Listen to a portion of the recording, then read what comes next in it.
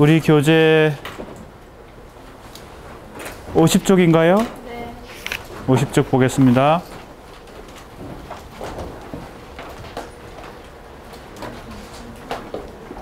지난 시간에 읽은 작품 개심사에 대한 해석 부분입니다. 50쪽 첫째 줄, 시인에게 있어 유년은 샘물에 뜨던 눈빛, 달빛, 꽃잎, 풀벌레 울음, 그리고 어머니 지천구 같은 것으로서 자연과 어머니로 대표되는 영원한 평화와 안식의 공간이다. 어린 시절은 평화와 안식의 공간이라고 되어 있는데 여기서 중요한 이미지 그늘이 나오죠. 그런데 둘째 단락입니다.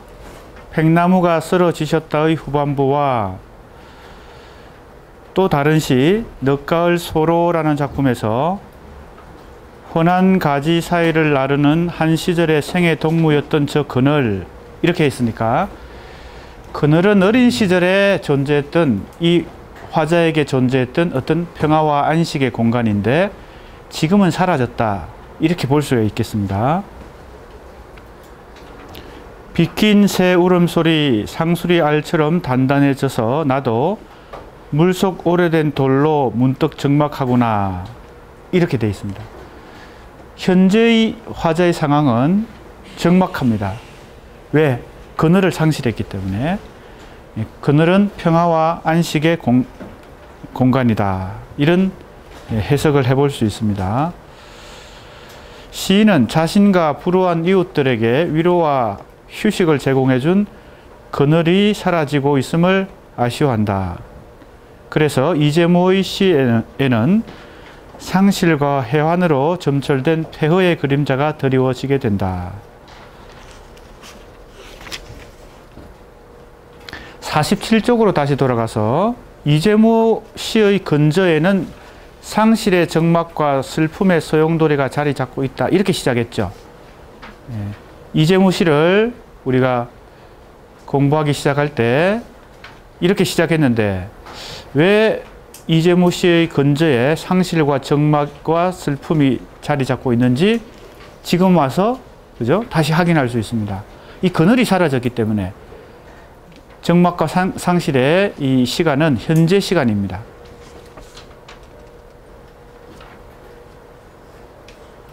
다시 50쪽으로 돌아와서 이번 시집에서 이 슬픔의 세계는 두 층위로 나누어지는 듯하다. 현재 상황을 지배하는 것은 적막과 슬픔인데 두 가지, 그죠? 층위가 있다. 하나는 농촌의 현실과 노동의 피로 속에서 느끼는 존재론적 슬픔이며,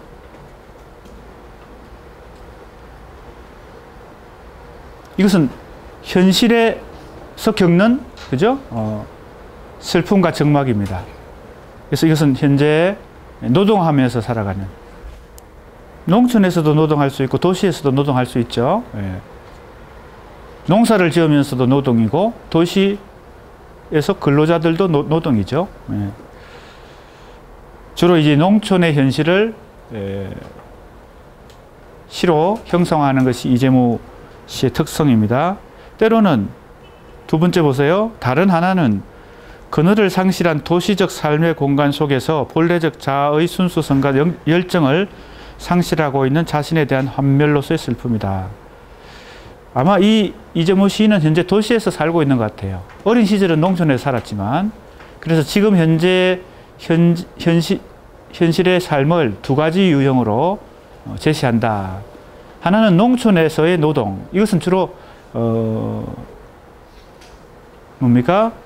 이웃들의 삶이고, 화자 자신은 어때요? 시인 자신은 도시에서 삶을 살아가고 있지만 무엇을 상실했기 때문에, 그늘을 상실했기 때문에 슬픔을 간직하고 살아간다. 그래서 자신의 과거를 되돌아보면 뭘 본인이 상실했어요? 순수성도 상실하고 열정도 상실하고 그저 살아가는 그런 자신에 대한 환멸, 이런 것들도 슬픔으로 나타난다. 그래서 두 편의 작품을 역시 인용했습니다. 이 두 편의 작품 속에서 그러한 현재적 삶의 모습이 나타난다고 보아서 인정했습니다. 우선 첫 번째 작품 모닥불입니다.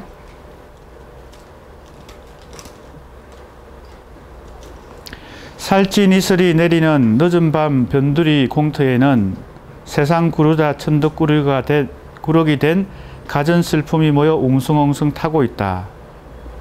제목이 모닥불이니까 어디에요?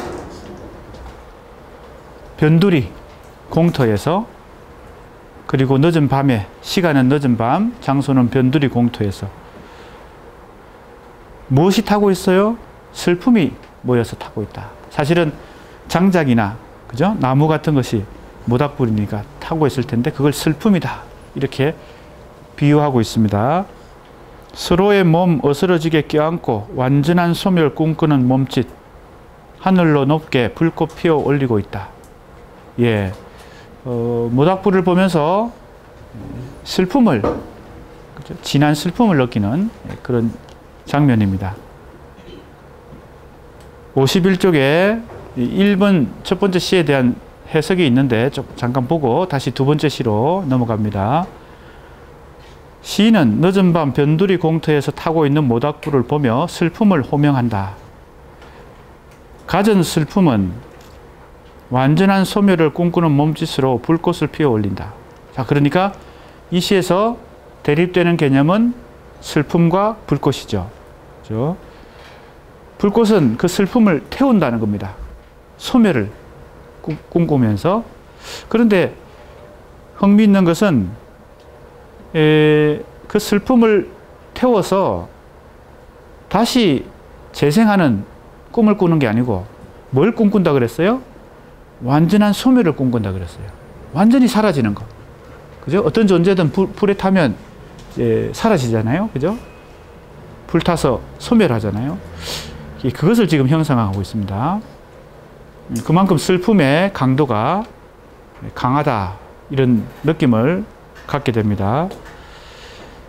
그리고 지금 부분만 인용했기 때문에 그 뒤에 나오는 것을 여기 소개하고 있습니다. 어떻게 끝나나 하면 노동 끝낸 거친 손들이 상처에 상처 포개며 쓸쓸히 웃고 있다. 아마 이 모닥불을 조이면서 늦은 밤에, 그죠? 그 노동을 끝낸 사람들이 이 모닥불을 조이고 있는 장면인 것 같습니다. 상처에 상처 포개며 쓸쓸히 웃고 있다. 이 슬픔의 세계가 노동의 소외와 피로에서 빚어지는 상처와 쓸쓸함에 근거하고 있음을 보여준다. 농촌 현실과 노동의 현장에서 촉발되는 슬픔과 비애는 아름다운 분노를 동반하지만 시간의 물살을 건너와 불신과 배반의 채로 뒤덮인 현재에 이르러 시인은 분노를 잊고 살아가는 자신을 향해 비판을 시도한다. 자기 반성을, 자기 성찰을 시도한다는 겁니다. 자, 이제 두 번째 작품입니다. 제목이 밤의 산책. 달의 얼굴에 금이 가 있다. 예, 뭔가 이것도 그죠? 좌절의 의미, 좌절의 느낌이 이미지로 나타나죠. 달의 얼굴에 금이 가 있다. 그죠? 오래 삶은 계란 껍질 같은 저 표정이 나는 전혀 낯설지 않다. 달을 계란 껍질에 비유했어요. 그죠? 이것도 굉장히 뜻밖의 비유죠. 보통 우리가 달 하면 낭만적으로 느끼는데 이 시인은 지금 그 달을 보면서도 뭔가 좌절감을 느끼고 슬픔을 느끼는 것 같습니다. 오늘 밤 나는 돌아가 또 동호 반복의 페이지에 갇혀 지칠 것이다. 하루하루 삶이, 그죠? 반복되는, 그죠?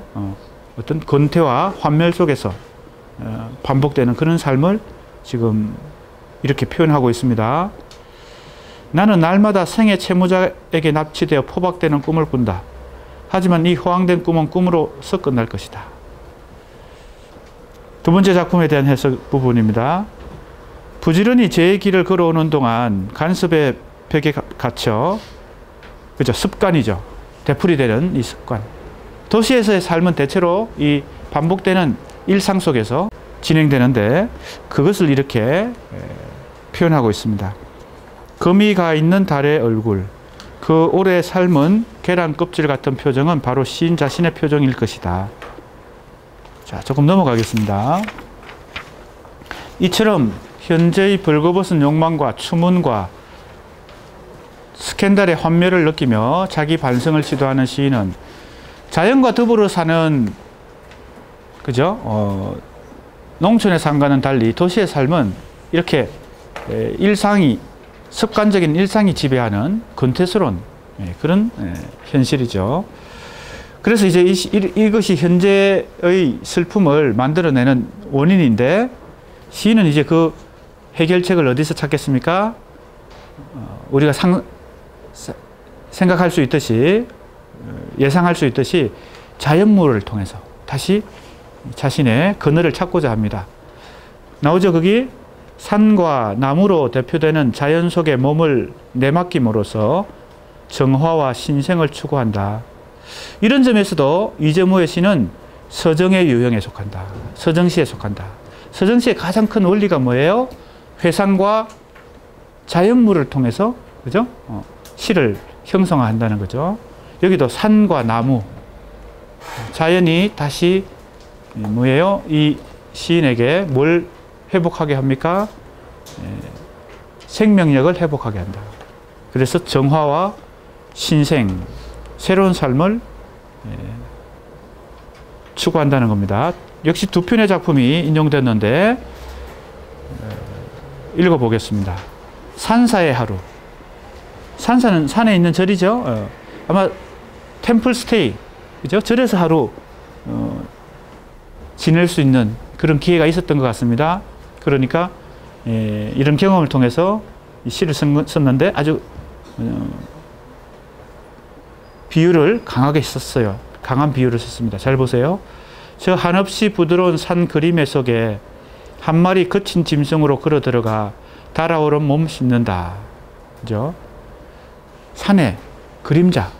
이 그림에 하는 것이 앞에서 우리가 중요한 이미지로 확인했던 그늘에 가까운 이미지입니다. 그죠? 그늘에 가까운 거의 그림입니다. 산 그림자 속에 들어가면 뭐예요? 지금 현재 나는 한 마리 짐승인데, 그죠? 그것을 정화할 수 있다. 그 욕망을 정화할 수 있다. 그런 뜻인 것 같습니다. 그죠? 몸을 씻는다는 것은 정화의 의미가 있겠죠. 몸을 씻는 것은 바로 마음을 정화하는 것, 그런 의미를 갖고 있는 비유입니다. 자, 두 번째 작품입니다. 내 몸이 우람한 나무 되어 강물 숨 크게 들이마신 후 골목 속으로 쿵쿵쿵 걸어가는 꿈꾼다. 이것은 꿈이니까, 꿈을 꾸는 것이니까 희망을 얘기하는 것입니다. 실제 그렇게 실천하고 있는 게 아니고요. 그런 자신의 소망을 얘기하고 있습니다. 그런데 그 소망은 어디로 향해 있어요? 내가 나무가 되고 싶다는 것이죠. 내 몸이 나무가 되고 싶다. 그리고 강물, 나무와 강물, 뭐 대표적인 자연물 아니겠어요? 그러니까 자연물을 통해서 숲으로 세운 나라 푸아푸아. 이건 어성어에 해당된다고 볼 수 있는데, 그죠? 푸아푸아. 아니면 어태어인가요? 나무로 웃는 웃음. 웃음을 지금 표현한 거니까 어태어, 어성어에 가깝다. 이렇게 볼 수 있는데, 그 나라 이름이 푸아푸아다. 재미있는 동시와 비슷한 그런 요소가 있습니다. 나무로 웃는 웃음 바다처럼 시원하구나. 이제 제목은 몽상입니다. 그러니까 굉장히 유쾌한 작품이지만 이 작품에 몽상이라는 제목을 붙인 것은 어떤 표현 효과가 있습니까? 아이러니, 그죠? 반어. 이런 걸 반어라 그러죠. 실제 상황과는 정반대의 언어 표현을 통해서 효과를 얻어내는 거. 그죠? 그걸 이제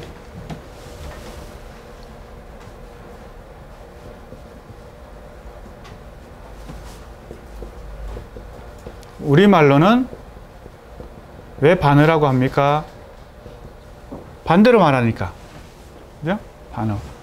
우리 학생들 다 잘 아는 기본 문학 개념이죠. 시에만 사용하는 게 아니고 소설에도 사용하고 아주 많은 문학 장르에서 두루두루 사용하는 개념입니다.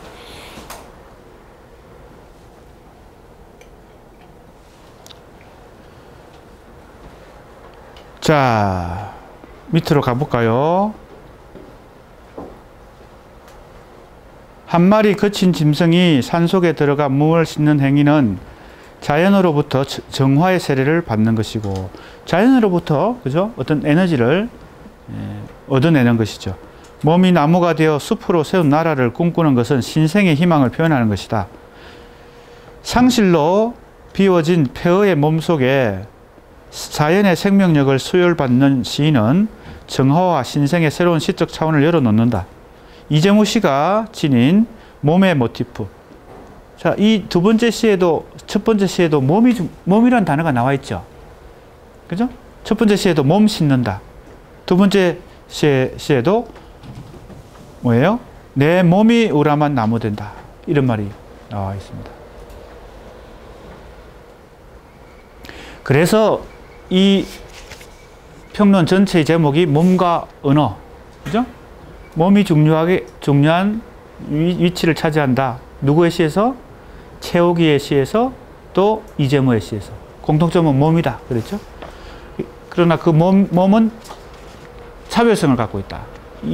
최옥이의 몸과 이재무의 몸. 하나로 요약하면 최옥의 몸은 주로 시선의 작용이고 이재무의 몸은 식욕이다. 그게 이제 대표적으로 마지막 작품, 우리가 공부하는 마지막 작품 위대한 식사에 등장합니다. 이 위대한 식사라는 이 시는 시집의 제목이기도 하죠.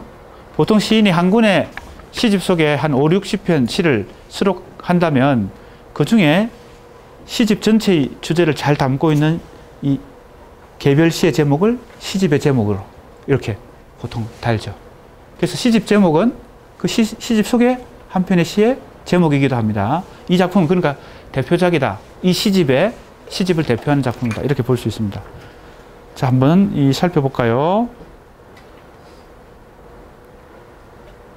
이재무 씨가 지닌 몸의 모티프가 절정을 이루는 것은 바로 이러한 자연의 생명력과 시인의 뭐가 결합된다고요? 식욕이 결합된다.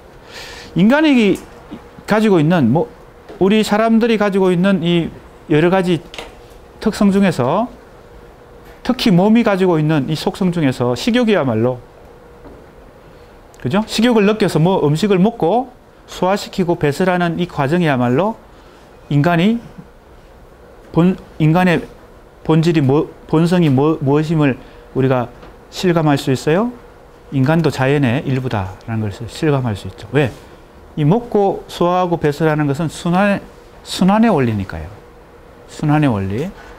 그 자연의 순환의 원리, 생태계의 원리가 우리 몸에서 가장 쉽게 발견되는 것이 바로 소화 기능이다. 이렇게 볼 수 있겠습니다. 소화와 배설 기능이죠. 읽어보겠습니다. 위대한 식사. 뜨거운 우렁 된장 속으로 겁없이 뛰어드는 밤새 울음. 그죠? 밤에 새의 울음이, 그죠? 우렁 된장 속으로 뛰어들었다. 실제 뛰어든 건 아니겠죠. 지금 아마 우렁 된장을 밤참으로 먹고 있는데 밤에 새 소리가 들리는 겁니다. 야외에서 먹고 있겠죠. 보세요. 물김치 속으로 비계처럼 둥둥 별 몇 점 떠 있고, 별이 하늘엔 떠 있고요. 냉수 사발 속으로 새카맣게 몰려드는 풀벌레 울음. 풀벌레도 울고요. 배음은 풋고추의 독한 까닭 모른 슬픔으로 능선처럼 불룩해진 배. 풋고추를 먹고 있고요. 그죠? 우렁 된장에 찍어가지고. 맛있을 것 같습니다. 그죠? 예. 특히 뭘 하고 나서? 노동을 하고 나서.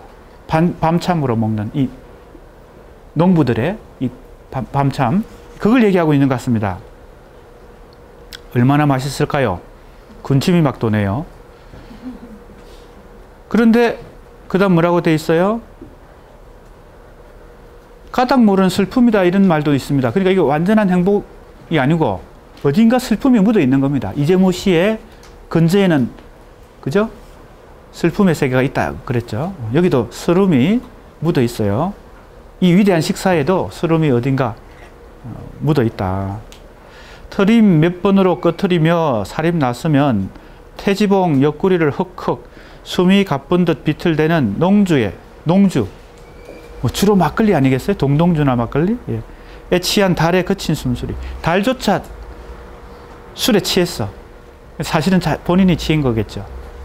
아, 그날에 위대했던 반찬들이요. 이렇게 돼 있는데 여기서 우리가 알 수 있는 것은 이 체험도 현재의 체험이 아니란 것입니다. 그죠? 과거의 경험, 과거의 체험을 지금 기억으로 되살리고 있어요. 역시 서정시에 기억이라는 원리, 회상이라는 원리를 갖고 있는데, 그러나 그 식사를 어떻게 지금 생각하고 있습니까? 위대했다. 그죠? 위대했다. 지금은 경험하기 어렵다는 거죠. 아마 농사일을 마치고 밤참으로 먹었던 그 음식과 그 농주가 위대한 식사처럼 기억으로 남는 것입니다. 그런데 이제 우리가 여기서 해석할 때 중요한 것은 이 위대한 식사의 식욕의 의미가 무엇이냐, 혹은 식사의 의미가 무엇이냐. 53쪽 첫째 줄입니다. 먹는 행위야말로 원초적인 몸의 생리이고 이 몸의 생리 속에 자연의 섭리가 그죠? 접속되어 있다는 겁니다. 연결되어 있다는 겁니다. 그러나 모든 식사가 위대한 건 아니겠죠. 지금 이 농사일을 마치고 먹는 식사는 위대하지만, 그죠? 도시의 삶 속에서 아까도 나왔지만, 이 습관 속에 찌들어서 살아가는 이 일상 속의 이 식사는 그렇게 위대하다고 느끼기가 어렵겠죠. 그래서 아까 밤의 산책이라는 작품 속에 이런 구절이 나옵니다. 밤의 산책은 앞에서 잠깐 인용했던 작품이에요. 살면서 는 것은 체중과 식욕뿐이다. 그러니까 이 식욕은 그렇게, 그죠? 위대한 식욕이 아니죠. 살면서 는 것은 체중밖에 없다. 그죠? 너무도 평안하고 행복 무사하여 불결한 나날. 너무 무사안이 돼가지고 오히려 불결하다. 그죠? 스스로 자기 반성을 하는 것입니다. 이때 이 식욕은 나태한 욕망이죠. 홀로 하는 눈물 나는 오후에 때늦은 식사. 오후의 식사라는 작품도 있어요. 그러니까 식사가 굉장히 다양하게 이 시집 속에 등장하는데, 바다의 얼굴은 다 식어버린 국물처럼 흐리다. 같은 작품도 건태스럽고, 그죠? 우울한 어떤 식욕이죠. 그러나 과거를 회상하는 이 식욕과 식사들은 대체로 이렇게 위대하고 행복하게 등장합니다. 보세요. 쌀밥 같은 등불 스럽게 반짝입니다. 그 다음에 생의 희망을 기약할 때 어떤 날 강물은 밥알 같은 별 몇 점 가슴에 동동 띄우며 흐른다. 뭔가 먹는 것으로 이렇게 많이 비유를 해요. 시인들이 시에 이 음식을 등장시키는 경우가 많지 않죠. 여러분들 시를 읽으면서 먹는 거 자꾸 나오는 거. 요즘 그 TV 프로 중에 먹방이 유행입니다. 여기서도 먹방, 저기서도 먹방, 그죠? 너도 먹방, 나도 먹방이죠. 그래서 TV 보고 있으면 뭘 먹고 싶어집니다. 그죠? 근데 시인들이 시에서 음식을 많이 등장시킨 것은 1930년대 한국의 시인, 유명한 백석이 아주 음식을 많이 등장시켰어요. 우리가 잘 모르는 음식들이 많이 나와요. 왜냐하면 이 백석 시인의 고향은 정주, 그죠? 지금 북한이죠. 정주가 고향인데 그 지방의 토속적인 음식들, 이게 시에 굉장히 많이 나옵니다. 예. 물론 우리가 잘 아는 음식들도 많이 나와요. 꽁고기로 국물을 만들어서 메밀국수를 만들어 먹고 뭐 등등 우리가 모르는 음식까지 많이 나옵니다. 그만큼 백석도 뭐라고 할까요? 농촌적인 어떤 삶의, 그죠? 현실을 시에 잘 담아냈죠. 이재무도 그런 특성이 엿보입니다. 크게 보면 백석 시의 이 영향을 받은 게 아닌가, 이런 생각도 해봅니다. 자, 이제 거의 마무리되는 단계입니다. 한번 봅시다. 53쪽 마지막 줄입니다. 이재무 시의 속사를 선명히 보여주는 식욕 및 식사의 비유는 인용한 위대한 식사에서 가거 농촌의 건강한 삶의 풍경을 회상하며, 그죠? 가거라는 게 중요하고 회상이 중요합니다. 현재가 아닙니다. 그것을 그러나 현재적 재생으로 보여주죠. 시라고 하는 건 그런 거 아니에요? 그죠? 가거를 형성하지만 그게 현재 독자들에게 전달되죠. 그게 이제 문학과 예술의 특징이죠. 영화도 그렇잖아요. 영화에서도 과거의 상황과 과거의 경험 같은 걸 영화화하는 경우들이 많이 있잖아요. 근데 그게 현재 상영되고 있기 때문에 그게 현재화되는 것입니다. 국제시장? 이런 영화를 봤더니 그 당시, 그죠? 무슨 철수? 우리가 철수하잖아요. 그죠? 그 장면부터 시작되죠. 흥남철수. 예. 안 본 사람들이 많은 것 같습니다. 예. 영화가 이미 개봉되어서 막을 내렸기 때문에 내가 특정 영화를 홍보하려고 하는 게 아닙니다. 예. 근데 그 영화를 보면 그때 과거의 경험들이 현재화되어서 우리에게 다시 체험, 그걸 추체험이라고 해요. 추체험. 다시 체험하는 거예요. 과거 농촌의 건강한 삶의 풍경을 회상하며 그것을 현재적 재생의 자리로 옮겨 놓는다. 물김치 속에 뜬 별 몇 점, 냉수 사발 속으로 몰려드는 풀벌레 울음, 농주에 취한 달의 거친 숨소리가 모두 반찬이 되어 위대한 식사에 동참한다. 이 식사를 통해 자연의 숨결과 생명력은 시인의 몸에 침투하고, 자, 이게 뭐예요? 물김치 속에 별이 떴다. 냉수 사발 속으로 풀벌레 울음이 몰려든다. 이런 게 다 하나의 비유인데, 이 비유 속에 어떤 의미가 들어있어요? 내가 밥을 먹는 것, 식사를 하는 것은 자연의 이 온갖 영양분뿐만 아니라 자연의 섭리가 내 몸으로 들어오는 것이죠. 내가 그걸 섭취하는 거잖아요. 이거야말로, 그죠? 식사야말로, 먹는 거야말로 생태계의 순환 원리가 가장 우리 몸에서 실현되고 있는, 그죠? 현장이죠. 그런 얘기입니다. 시인의 몸에 무엇이 침투해요? 자연의 생명력이 침투하는 것입니다. 저작과 소화와 배설 작용을 거쳐 다시 자연으로 되돌아가는 순환이 이루어진다. 식욕이야말로 몸을 매개로. 그러니까 이게 인간이 식욕을 느낀다는 것은 몸이 있기 때문인데, 그래서 이재모 씨의 원리는 몸의 원리이고 구체적으로는 식욕의 원리다. 즉 생태시에 가깝다. 생태계의 원리를 보여준다는 겁니다. 채우기는, 그죠? 시선의 작용이죠. 상당히 차이가 있습니다. 몸을 매개로 인간과 자연이 하나의 순환고리로 연결되는 위대한 섭리, 이걸 보여주려고 하는 것이 다 이런 것이 이제 해석이죠. 같은 이제 위대한 식사라는 작품을 놓고 그냥 정물적으로만 해석하면 어떻게 됩니까? 아, 이거는 먹는 걸 통해 가지고 과거를, 행복한 과거를 기억하고 있다. 이렇게 그냥 끝나면 이거는 정물적인 해석인데, 조금 더 심층적인 해석으로 이렇게, 그죠? 개념적으로 접근해 가지고 좀 이렇게 생태계의 원리까지 이렇게 해석해 보면 우리 학생들도 더 차원 높은 작품 해석을 할 수 있습니다. 자, 이렇게 해서 두 번째 단원이 끝났는데, 세 번째 단원이 끝났군요. 그죠? 첫 번째 단원이 한민보, 두 번째 단원이 이진명, 세 번째 단원이 몸과 언어. 이게 지금 몸과 언어죠. 총 4명의 시인을 공부했습니다. 그죠? 자, 오늘 사실은 진도는, 우리 진도 계획표를 보면 주름과 기억에 대하여라고 그냥 되어 있습니다. 이것은 뭔가 하면 책머리 말, 이 부분을 같이 공부하는 것입니다.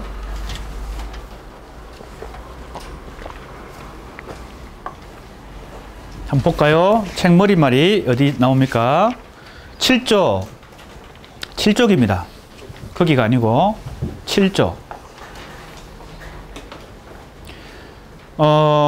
책머리말은 이 책 전체의 내용을 내가 머리말에서 압축적으로 제시하고 있는 부분입니다. 이걸 이제 오늘 그리고 다음 시간까지 2번 공부하게 되어 있는데, 이 짧은 글을 왜 두 번이나 공부하느냐. 여기에 우리가 이번 학기에 공부하는 세 가지 유형 있죠? 서정의 형식. 두 번째 뭐예요? 회어의 형식. 세 번째 뭐예요? 변신의 형식의 핵심적인 특성이 요약되어 있습니다.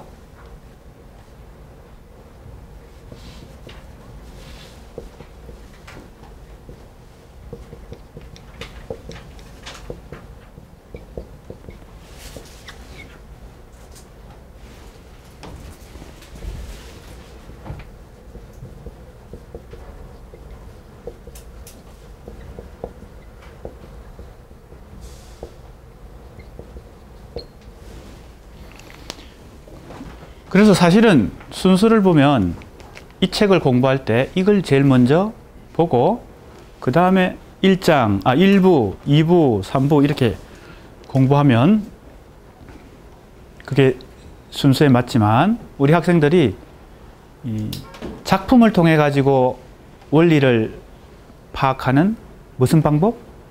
기납적 방법. 그죠?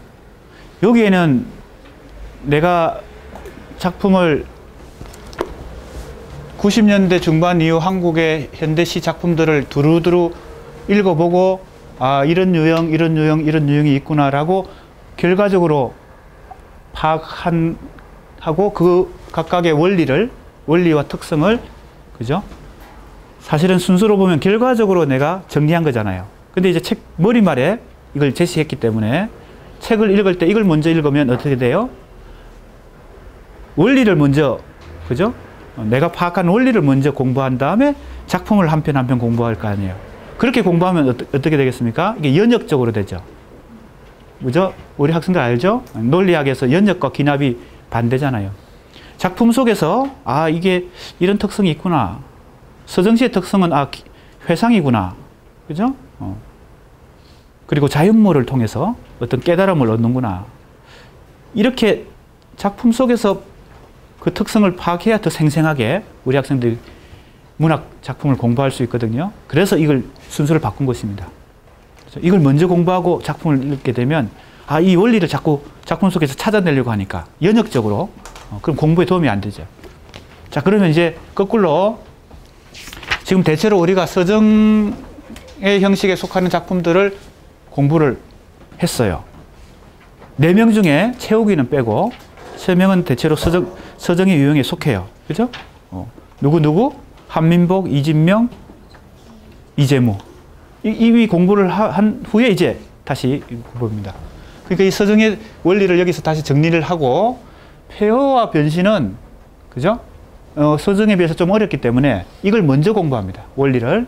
그 다음에 이제 이 작품들을 이제 순서에 의해서 진행해 나갈 거예요. 자, 그래서 7쪽 보겠습니다.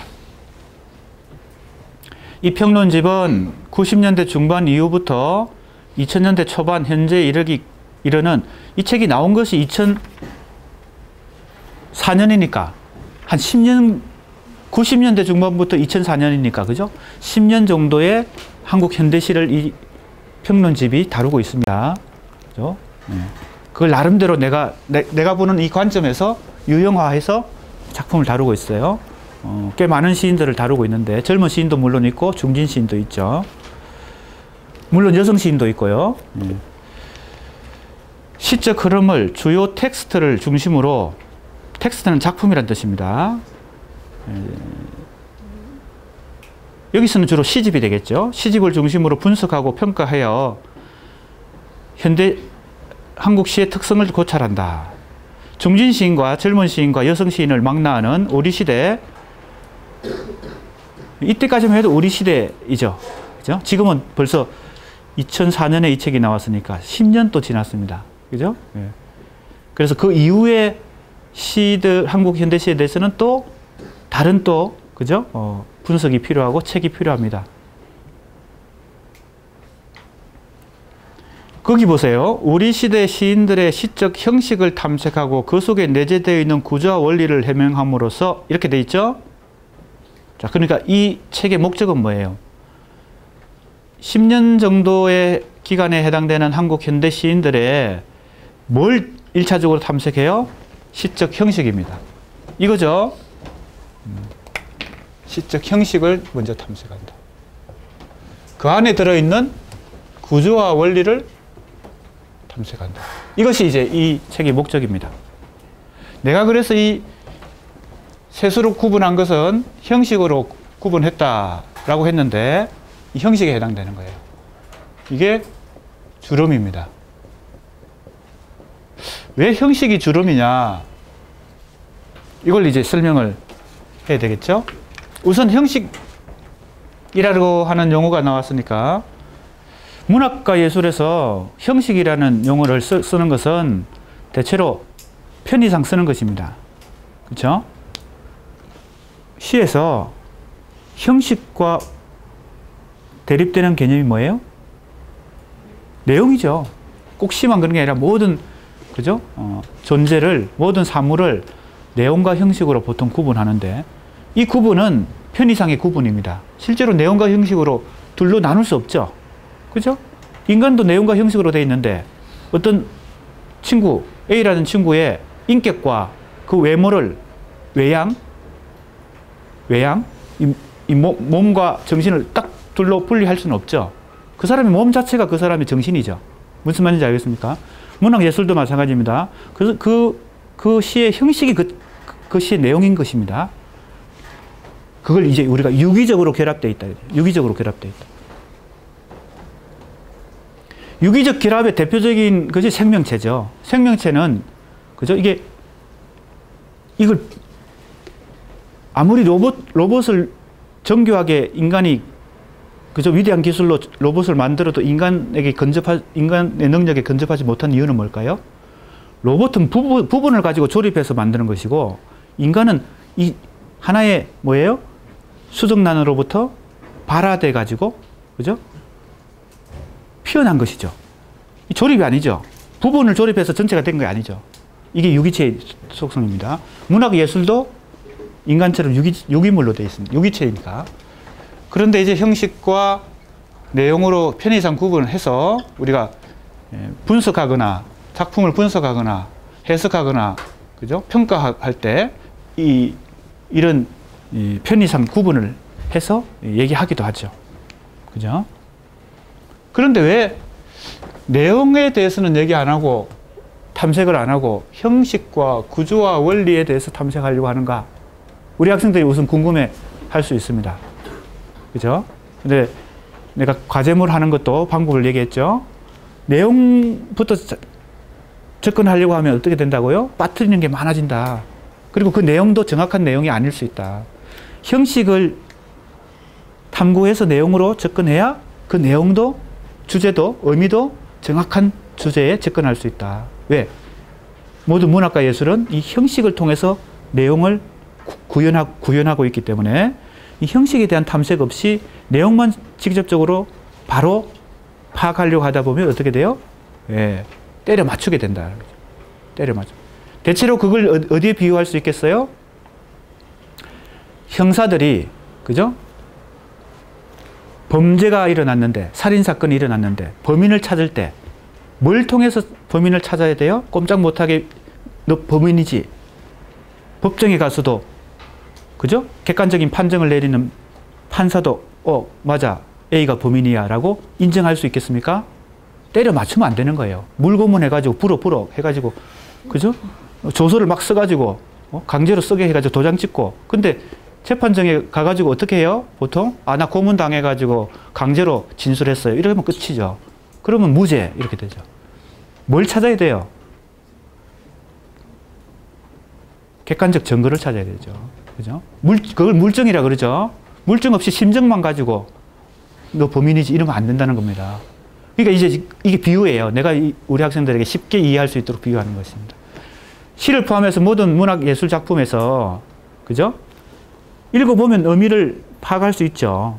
그죠? 일단 그게 1차니까 우리가 언어로 된 어떤 텍스트든 언어로 되어 있기 때문에 의미를 파악하는 것이 1차입니다. 그래서 1차적으로 의미가 뭐라고 파악을 했어. 그렇다고 해서 그게 이 시의 의미다라고 바로 그죠? 이렇게 이해해버리고 끝나면 어떻게 된다고요? 아까 비유한 것처럼 형사가 너 범인이지 하고 때려 맞추는 것하고 심정적으로 접근하는 것과 비슷하다는 겁니다. 물증을 통해서 접근해야 되니까 그 물증이 뭐예요? 바로 형식입니다. 형식은 뭐예요? 누가 봐도 객관적이니까. 그래서 이 형식에 주목을 하는 것입니다. 물론 형식만 주목하고 내용은 불필요하다 이게 아닙니다. 형식을 통해서 내용으로 접근해야 된다 이 얘기입니다. 그래서 어떤 내용을 담고 있느냐 이거 중요하지만 이게 중요하기 때문에 더 뭐예요? 정교하게 섬세하게 접근해야 된다. 그러기 위해서는 형식에 대해서 탐구해서 내용으로 접근해야 된다. 그래서 이제 형식을 탐구하고 그 형식 속에 어떤 원리가 들어있는지 그러한 형식을 만들어내는 구조화 원리가 무엇인지 이걸 살펴본다는 것입니다. 이게 이제 이 책의 핵심입니다. 그리고 그것을 셋으로 나누어서 세 가지 유형으로 각각의 형식과 각각의 구조와 원리를 살펴본다. 이렇게 되는 것입니다. 자, 또 넘어갑니다.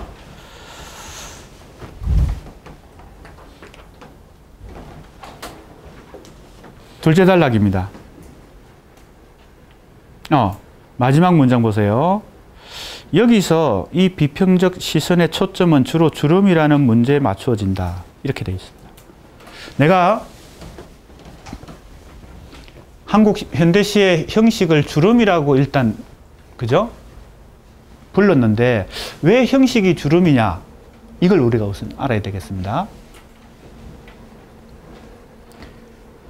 쉽게 생각해 보세요. 내용은 속에 들어있는 것이고 형식은 겉으로 드러난 것이죠. 그렇죠? 이해가 됩니까? 일단 1차적으로 상식적으로 먼저 이해하고 좀 자세히 공부해 봅시다. 주름을 가장 우리 쉽게 만날 수 있는 것은 우리 인간의 신체 속에 주름이 있죠.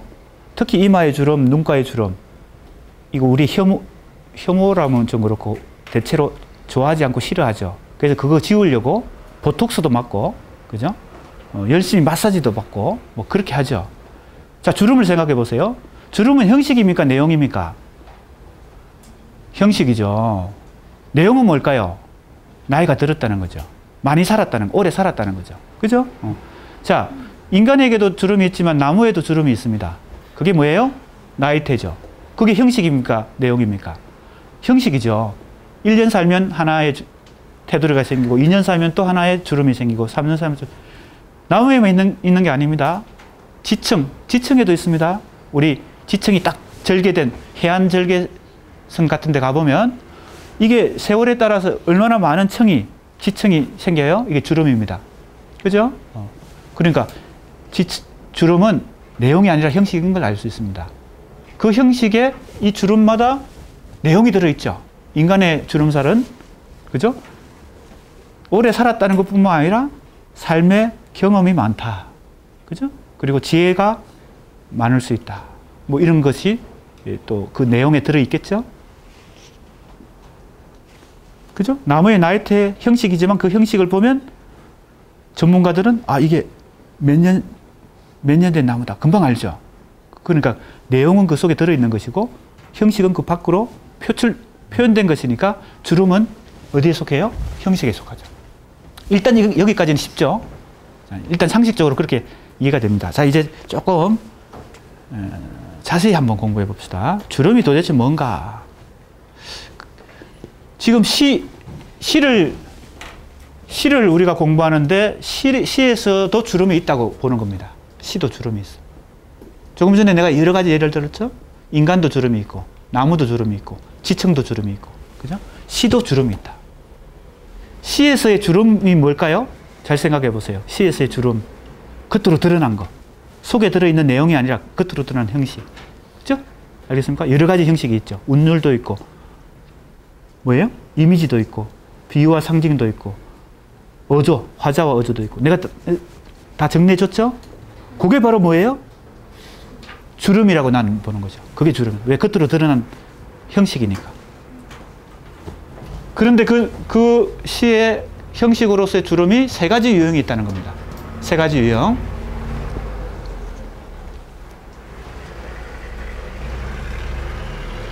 그러면 이 주름이나 형식이란 것은 겉으로 드러난 거기 때문에 외모로 볼 수 있는 것입니다. 마치 우리가 소개팅을 받았는데 그 사람의 뭡니까? 머리카락 색이 까만색이구나, 갈색이구나, 노란색이구나, 흰색이구나, 이거 금방 아는 것처럼, 그죠? 이게 형식이잖아요. 스타일, 헤어스타일, 패션 스타일도 우리가 금방 알 수 있죠. 그죠? 그런 것처럼 요 시의 형식으로서의 주름은 우리가 외양으로 드러난 것이다. 그죠? 그래서 딱 보면, 아, 이게 서정의 형식이구나. 아, 이거는 폐허의 형식이구나.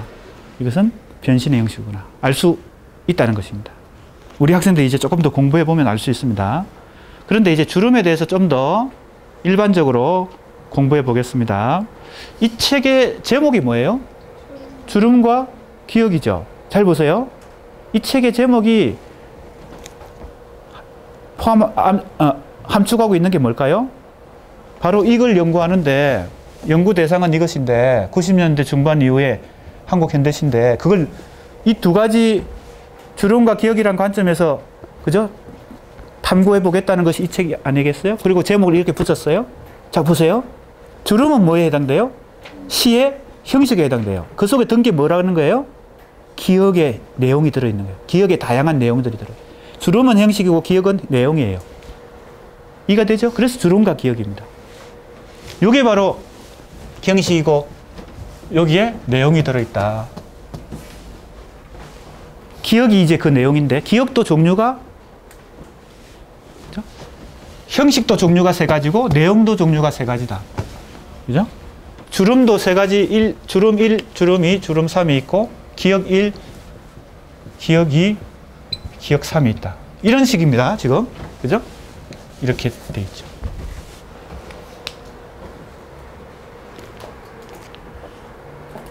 자, 이제 주름에 대해서 한번 살펴봅시다.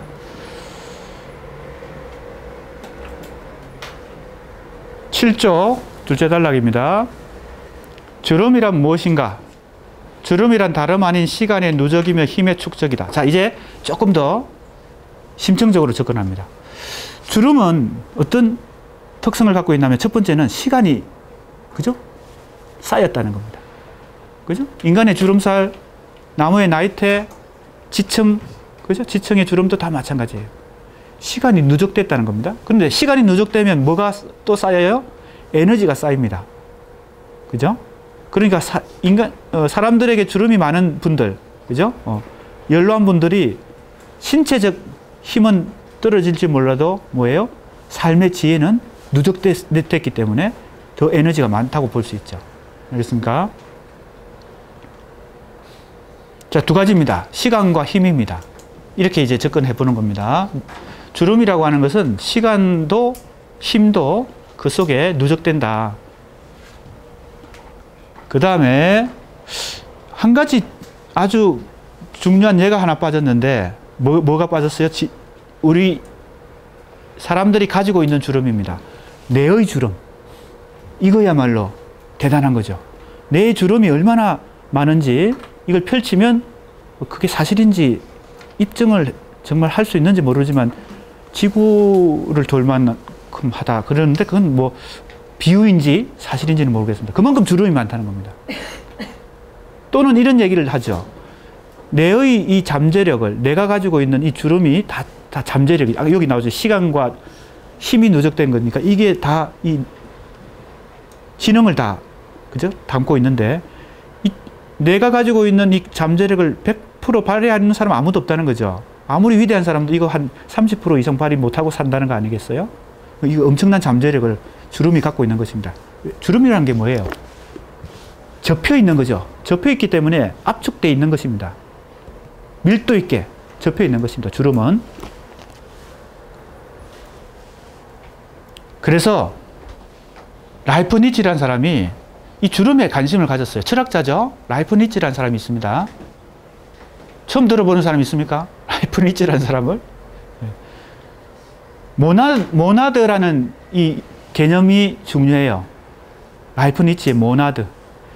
이걸 뭐 우리말로 단자라고 번역하기도 하는데 좀 번역이 어색합니다. 그래서 그냥 모나드. 그죠? 원래 원어대로 모나드. 모나드란 게 뭐예요? 한 개체가, 그죠? 더 큰 부분이 전체의 속성을 담고 있다는 거죠. 그러니까 인간의 개체는 우주의 원리를 다 가지고 있다. 뭐 이런 식의 모나드론의 설명을 하는 것인데, 그 중에 주름에 대해서 이렇게 설명합니다. 모나드론이라는 책에서 랄프 니츠는 존재와 사물의 특성을 주름으로 파악합니다. 모든 존재는 주름을 가지고 있다. 인간만 그런 게 아니고 모든 존재는. 게다가 생명체만 그런 게 아니고 사물도 주름을 갖고 있다. 이렇게 얘기하죠. 모든 존재는 탄성을 가짐으로 자기 안에 무한히 다른 부분들을 담고 있으며 따라서 세계는 무한한 누층 구조로 되어 있다. 탄성이란 게 뭐예요? 탄력성. 그죠? 탄성을 이용해서 우리 스포츠를 하는 경우들이 많이 있죠. 어떤 종목이 다 탄성을 이용하는 거예요? 구기 종목. 구기 종목은 이 공의 탄성이 없으면은 경기가 안 되는 겁니다. 축구, 농구, 배구, 모든 야구까지도. 야구는 공이 단단하지만, 여러분 야구공 맞아봤어요? 이거 거의 뭐 사망입니다. 그죠? 엄청 단단해요, 야구공은. 하지만 이것도 탄성을 갖고 있습니다. 그래서 홈런이 나오는 거 아니겠어요? 홈런도 나오고 안타도 나오고 파울도 나오고. 그 탄성을 이용한 것입니다. 모든 구기 종목은요. 야구까지도. 그죠? 단단하지만 그것도 탄성을 갖고 있다는 것은 주름이 생긴다는 겁니다. 랄프 니츠가 그렇게 설명하고 있습니다. 주름이 생긴다는 것은 다른 말로 하면 누층 구조로 되어 있다. 자, 인간의 뇌를 생각해 보세요. 인간의 뇌야말로 이 누층 구조로 되어 있다. 그러니까 철학자들은 모든 것의 원리를 탐구하기 때문에 모든 존재, 생명체뿐만 아니라 사물도 탄성을 갖고 있다. 각 존재와 사물의 차이는 그들이 잠재적으로 얼마나 많은 주름을 내포하고 있느냐. 아까 잠재적이란 말을 내가 뭐에 설명할 때 사용했어요? 내가 가지고 있는 주름이 얼마나 잠재력이 많나, 이걸 설명했죠? 그러니까 주름은 잠재력과 관련되어 있어요. 아까 위에서 시간의 누적이고 힘의 축적이다 할 때 그 힘의 축적은 현실화된 힘이 아니에요. 주름 속의 힘은 잠재적 힘입니다. 그게 현실화될 수도 있고 안 될 수도 있죠. 하지만 그것은 잠재된 힘이에요. 잠재적 힘이에요. 그러니까 주름이라고 하는 것은 그런 속성을 갖고 있다. 그리고 주름의 접힘과 펼쳐짐. 자, 접혀 있는 상태는 잠재적인 상태죠. 펼쳐지면 어떻게 돼요? 현실화되는 것입니다. 주름이 접혀 있다가 펼쳐지는 거. 알겠습니까? 그래서 우리 학생들도 자기가 가지고 있는 이 잠재력, 요즘 그걸 포텐이라고 그러죠. 포텐. 그죠? 잠재력을 펼치면 어떻게 돼요? 힘을 현실화하는 것입니다. 이 접혀 있는 상태는 잠재된 상태고, 이걸 펼치면 현실화되는 상태. 결국 주름은 복수성과 힘을 내포하며 존재의 차원의 시간성을 개입시킵니다. 자, 주름은 두 가지 속성이 있다 그랬어요. 뭐예요? 시간, 두 번째는 힘. 자, 이걸 기억하면 되겠습니다. 8페이지로 갑니다. 자, 그래서 주름이라고 하는 건 단순한 것 같지만 굉장히 철학적으로 생각해 보면 이런 깊은 생각까지 도달할 수 있다. 주름이 지닌 이 시간의 흔적과 무늬에는 가시적 힘 못지않게 비가시적인 힘이 작용하며, 자, 비가시적인 게 아까 앞에서 말한 뭐에 해당돼요? 잠재적인 것에 해당돼요. 가시적이라는 게 뭐에 해당돼요? 현실적이라는 것에 해당돼요. 현실성과 잠재성, 그죠? 현실성과 잠재성. 그러니까 주름은 현실성도 갖고 있고 잠재성도 갖고 있어. 그죠? 그게 접혔다 펼쳐지고, 그죠? 잠재됐다 현실화되고 이렇게 된다는 겁니다. 주름.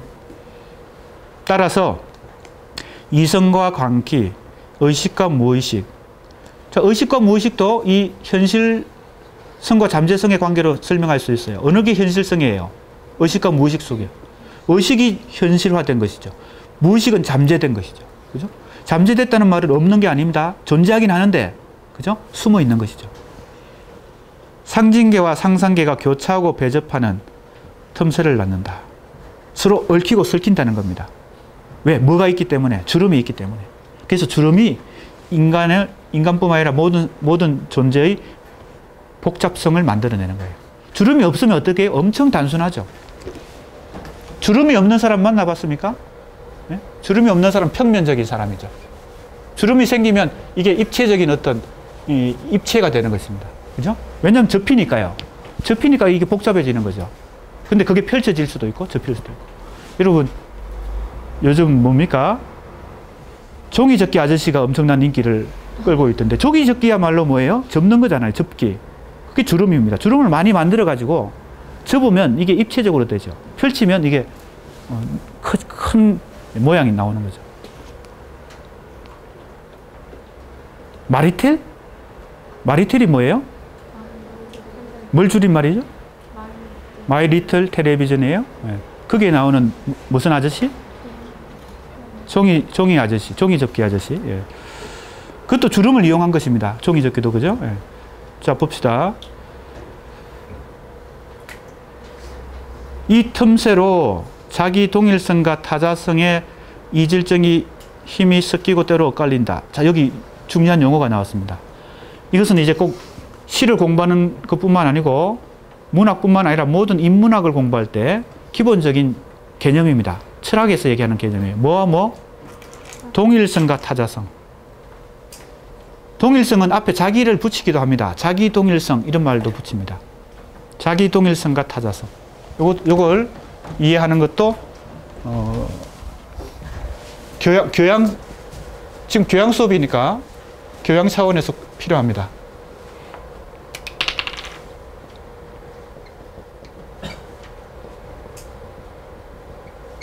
동일성 하는 말은 원래는 어떤 용어예요? 영어로 identification, 확인하다, 자기를 확인하다. 여러분 신분증 있죠? 그게 무슨 카드예요? ID 카드. ID가 뭐의 약자예요? identify, 확인하다.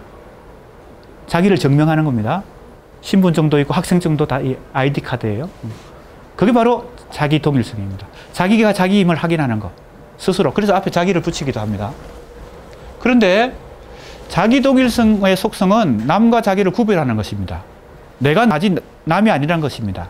무슨 말인지 알겠습니까? 동일성의 원리는 이성의 원리입니다. 이성을 발휘하는 것입니다. 판단력을 발휘하는 겁니다. 이성적, 그죠? 판단력을 발휘하는 겁니다. 그래서 이것은 이성적 주체에 근거합니다.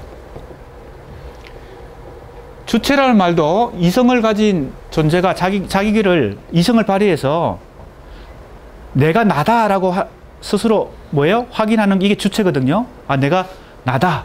그죠? 남과 구분되는 나다라고 확인할 때 주체란 말을 씁니다. 주체라는 생각을 합니다. 그 주체는 바로 이성이 만들어내는 작용입니다. 이성과 주체, 그 다음에 동일성. 이게 다 같은 맥락이 있는 거죠. 알겠습니까? 이성, 주체, 자기 동일성. 이해가 되죠? 여러분들은 다 이 동일성을 뭐예요?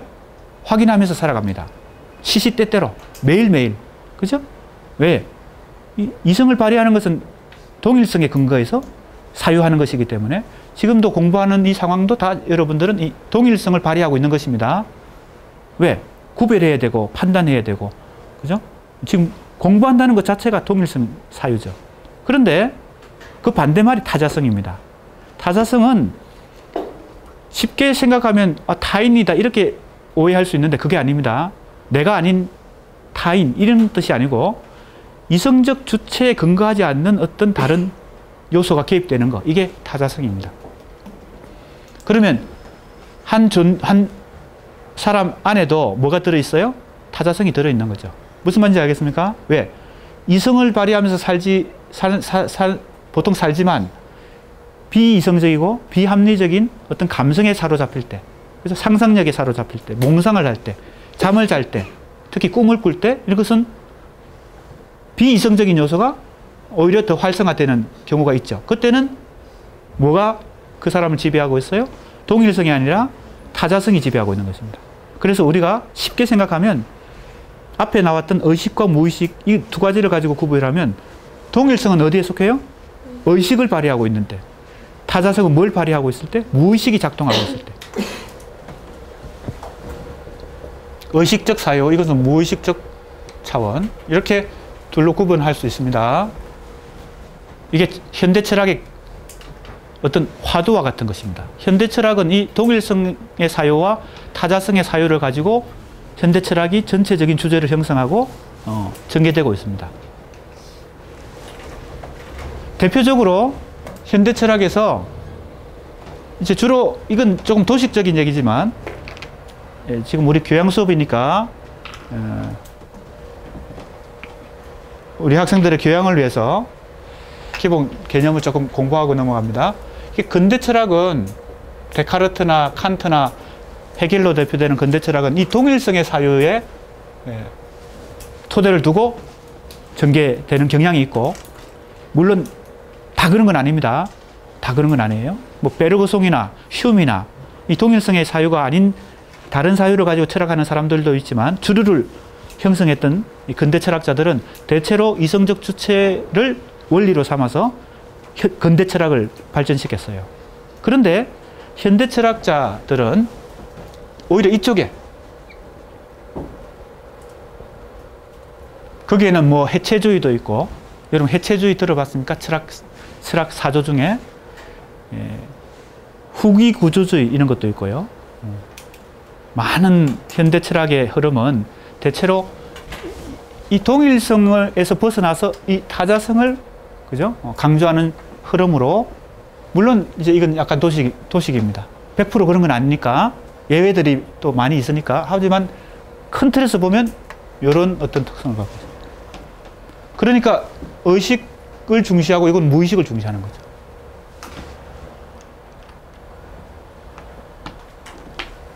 무의식을 중시한 대표적인 사람이 누구예요?